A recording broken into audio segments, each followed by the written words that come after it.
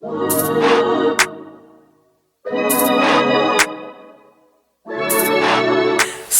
Jumlang, hello, it's Simply Sfizzle here and welcome back to my channel if you're watching the video of this, but also a special welcome to those listening to the audio podcast, Simply Do the Work. Now, okay, first of all, I just want to say that I need to do this real quick because it's late in the afternoon, so I'm fighting with the sun, I'm racing with the sun right now. Hopefully I can get all my points across before the sun goes down. But we're not here to ramble about the sun. What are we here to talk about? So, okay, first of all, I'm sure some people, I think by the time this is out, I think most of you guys watching this will know about my podcast. And I think I just want to quickly give you all a brief of how the podcast came to be, in case you're curious about that. Basically, although I launched it on a whim, what happened was, I did my last video, which was speaking about the hashtag Black Lives Matter movement and also my own personal stories with racial injustice and microaggression. And after I did that video, I was like, this is exactly the type of things I want to be talking about on my podcast.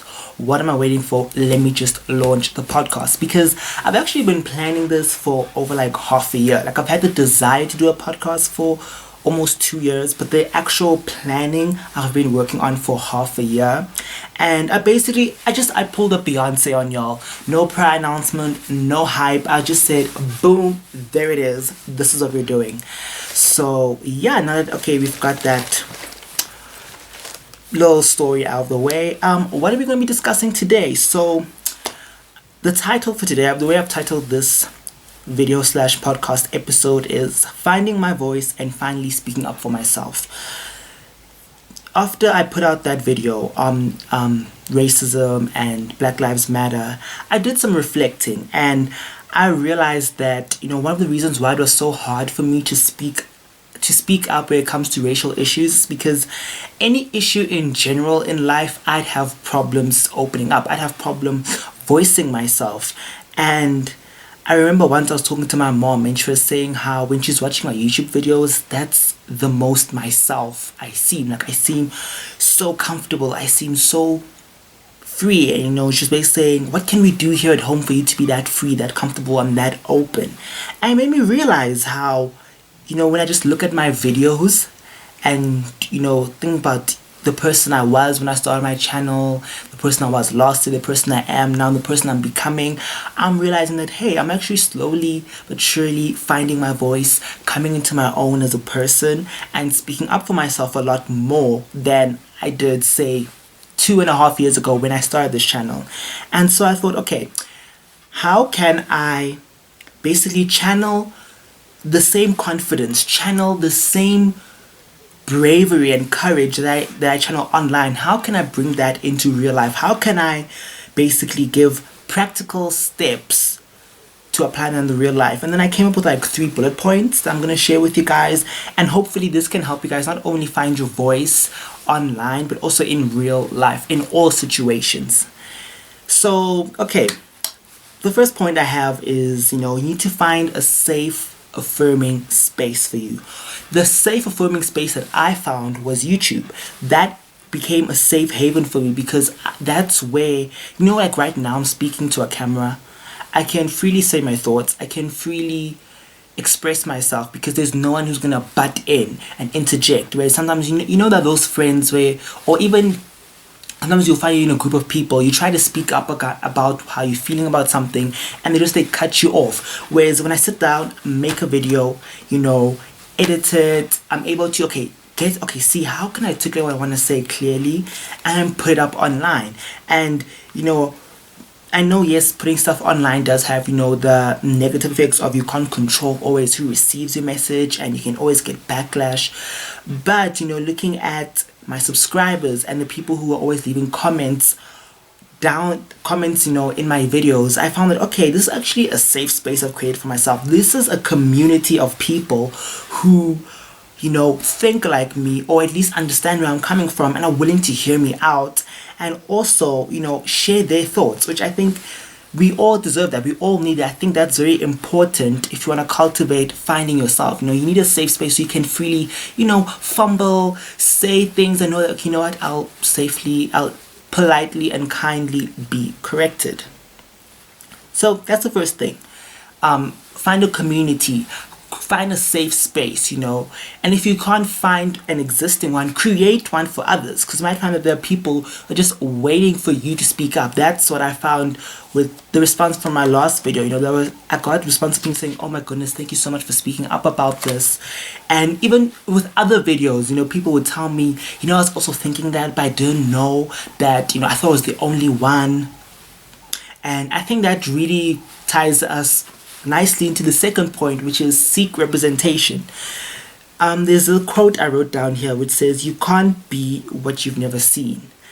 And I think that is so true, because sometimes, you have a thought in your head, you're like, okay, I think this, or I feel like I want to do this, or I feel like I'm this person, but you feel like, but like no one around me, no one within my immediate vicinity thinks like that, talks like that.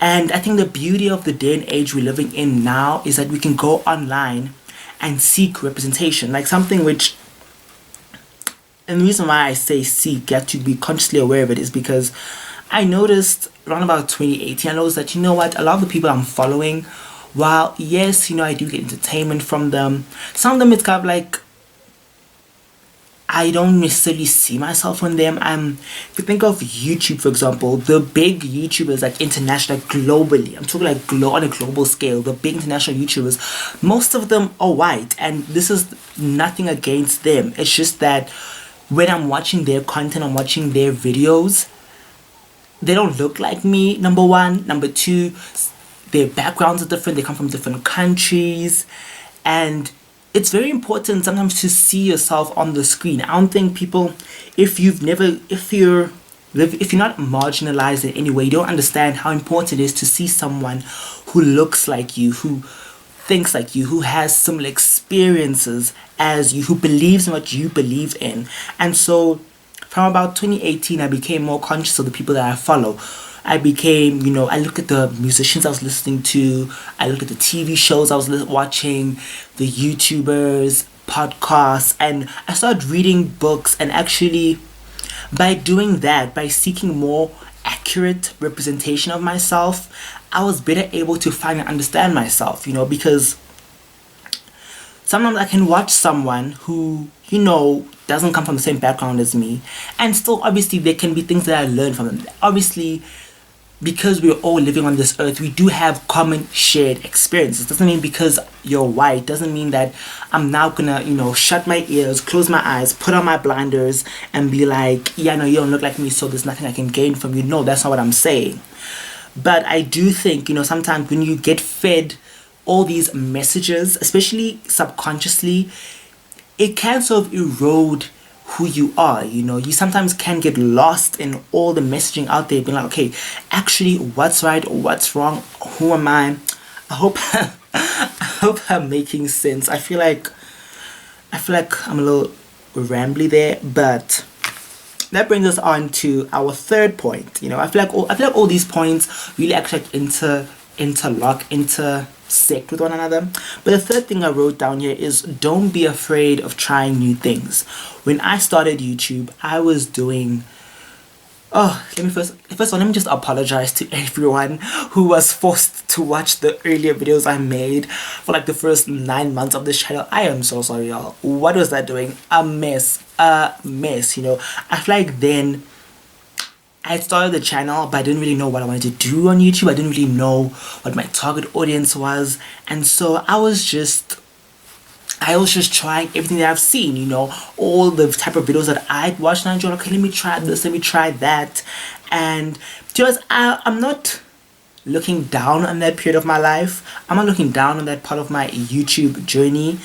It's just, I look at it and think, wow. When I look at where I'm at now, I know that I wouldn't get to where I am now if I didn't go through that whole experimentation phase, that whole being lost phase. I think sometimes we feel pressured to have everything figured out at an early age, because we see, people who aren't even who haven't even hit their 20s earning millions of dollars, and we feel like, oh my word, this person has found their passion, this person seems to have found their purpose at a young age, and I don't know what I'm doing. But I want to encourage you guys with some words from one of my favorite YouTubers, Joey Kidney. I'm paraphrasing him here, but basically said, even when you're acting like someone else, you're still being you. You're just you being someone else, because at the end of the day, I might, like for example Joey, I might look up to Joey, I might, aspire to be like Joey. I could literally set out to copy every little thing that Joey does, but I'll never be Joey. I'll still just be Sfeso doing Joey. And sometimes in the process of doing other things, even if it's not you, you get to realize who you aren't. I think as you realize who you aren't, you get a lot closer to realizing who you are, because actually, maybe I'm not as funny as I think I am, maybe, I'm not as creative as this person, but I'm creative in another sphere. And, I think, yeah, that basically sums up how I was able to find myself and find my voice online, and how to basically channel that energy in real life.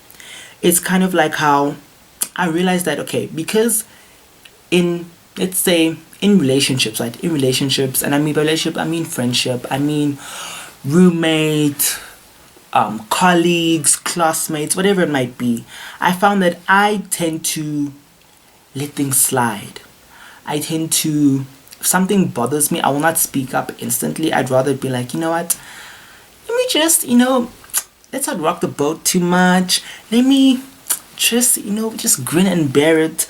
But then I was listening to Kendrick Lamar today, and he posed the question, are you a natural fighter, or do you only fight when your back is against the wall?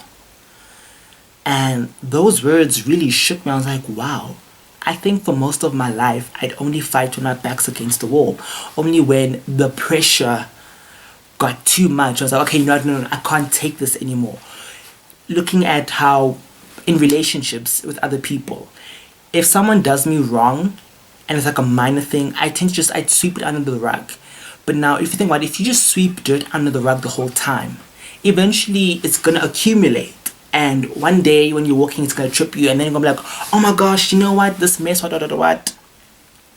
And I think basically what would happen in relationships, for example, is I'd let all these small offenses go, I'd let them slide till either A, they just became too many offenses that I had to speak up and say, whoa, okay, you can't keep wronging me like this. Or the person would do one major offense, and then all these little ones that I had been, holding back, they also just come out. And instead of naturally just every day, every time something, even if it's small, because something that my parents have, they preach a lot, is how you do anything is how you do everything. And I think, if you can't speak up for yourself in the minuscule, in the everyday, in the mundane things, like someone takes your pen without asking you don't like that, then when it comes to bigger social issues, things that are bigger than you, that's chances of you speaking up then are very slim, and until it affects you directly. I feel like that's what happens. I feel like sometimes you get someone who had been quiet their entire lives about issues till it affects them directly. Like there's this song by Evelyn Eris that I love called People, and actually let me pull up the lyrics and read them to you guys, because they just speak to me. Okay, so verse 1 says, people say that they know what's going on, then turn around and act like nothing's wrong. And I don't get it, because it could be me and you.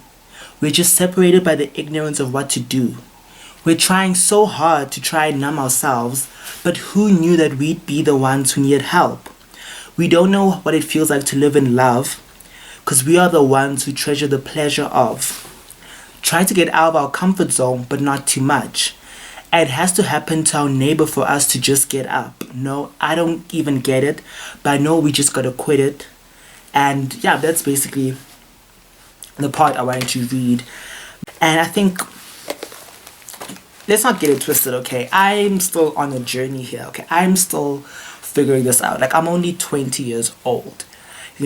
Right now I also obviously feel like I'm most comfortable with myself than I've ever been. I'll probably, this time next year will come and I'll look back at this time and be like, whoa, the growth. Because literally thinking back to last year this time, I thought I figured it all out. I thought, yes, found myself. But I think that is the thing. Life, though this is a cliche, life isn't about the destination, it's about the journey. And